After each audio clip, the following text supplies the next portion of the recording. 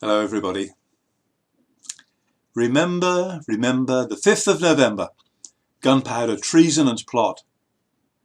Yes, today is the 5th of November, Guy Fawkes Day, commemorating the 1605 failed gunpowder plot when Fawkes attempted to blow up the House of Lords. Remember. Guy Fawkes Day isn't the only day in November when remembering is to the fore. Next Sunday is Remembrance Sunday, when we remember those killed not only in the First and Second World Wars, but the devastation that war continues to wreak around the world today. And of course this year, all of that is taking place against a backdrop of COVID-19 and the new lockdown starting today. Remember. This year many of us will be remembering a year marked by continuing isolation and loneliness, anxiety and huge uncertainty about the future. Remember. Remembering is a big theme in the Bible. Let me read Psalm 77. I cried out to God for help.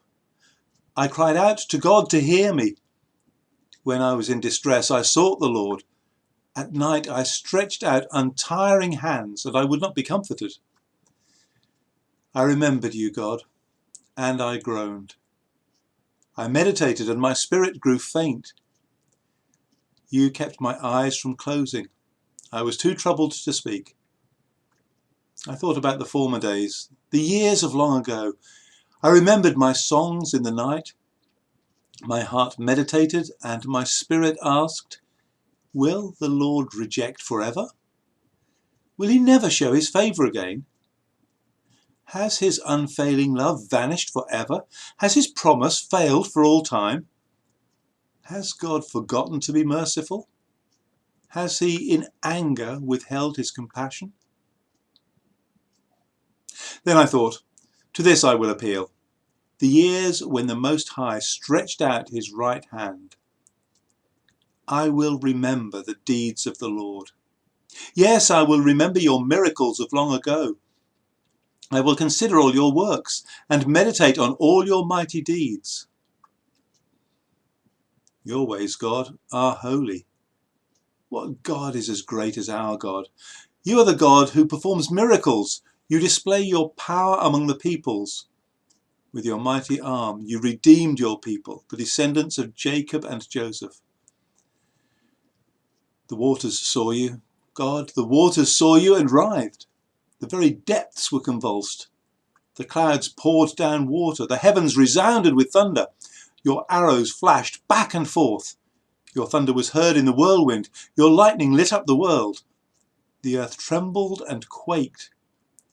Your path led through the sea, your way through the mighty waters, though your footprints were not seen.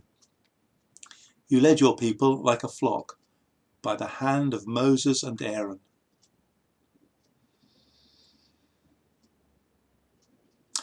One of the big problems actually in reading many of the Psalms is what tense are they in? Does Psalm 77 start, I cried out to God?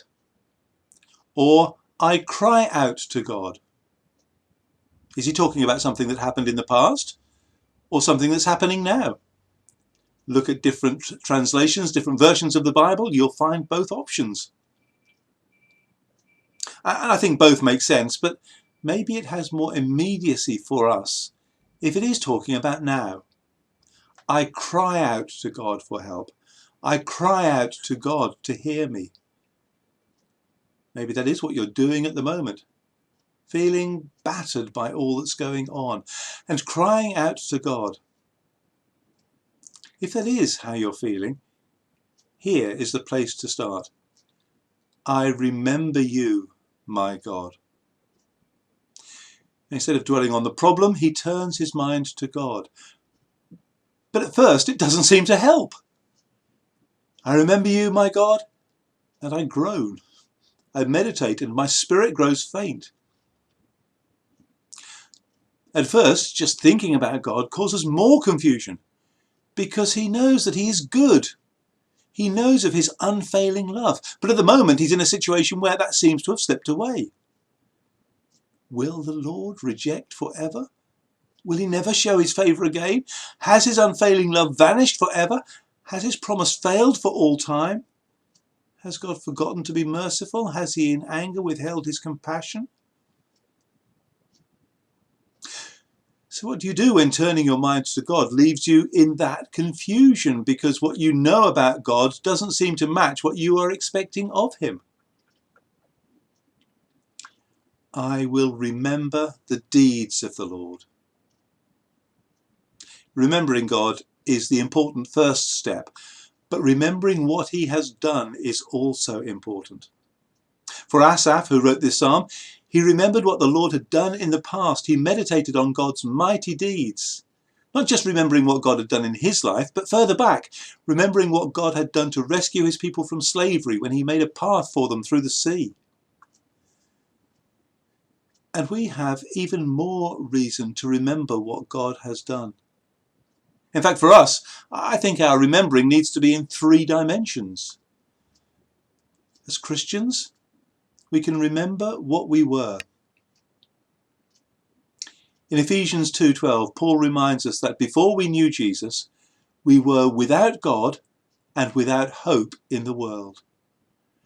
And that it was when we were in that state that God made us alive in Christ, even when we were dead in transgressions. If God never did anything else for you, that alone should be enough to fill you with wonder. If you ever wonder whether God really cares about you, here's the answer. Maybe the longer you've been a Christian, the more you can take it for granted. And so we need to look back and to be honest about our state without Jesus. We were dead. We were without God. We had no hope. Remembering what we were in the past should fill us with gratitude to God for his wonderful grace in rescuing us. But we need as well to remember what we are. In his first epistle, John writes, "See what great love the Father has lavished on us, that we should be called children of God." And that is what we are. Again, maybe we begin to take it too much for granted, but what an amazing thing. God didn't just make us alive when we were dead, he made us his children. We can come to him just as a child coming to their parent. We can bring our concerns to him. We can know that even if we don't always understand what he is doing or not doing, we can trust him because he's our Father. And we also need to remember what we will be. Yes, life is tough at the moment. We don't know how long the current restrictions will last. We don't know whether we'll be able to have anything like a normal Christmas. It is so easy to get bogged down with all of that. And for some, they're suffering far more than just the lockdown. Illness, pain, money worries, bereavement, depression. They're all the stuff of life, but not forever. Paul wrote to the church in Rome, "I consider that our present sufferings are not worth comparing with the glory that will be revealed in us." That is the hope that we have when Jesus comes again. So remember. Not just a failed plot from hundreds of years ago. Not just the heroism and awfulness of war. Not just the situation we're in now. Take time to remember what you were, what you are, and what you will be.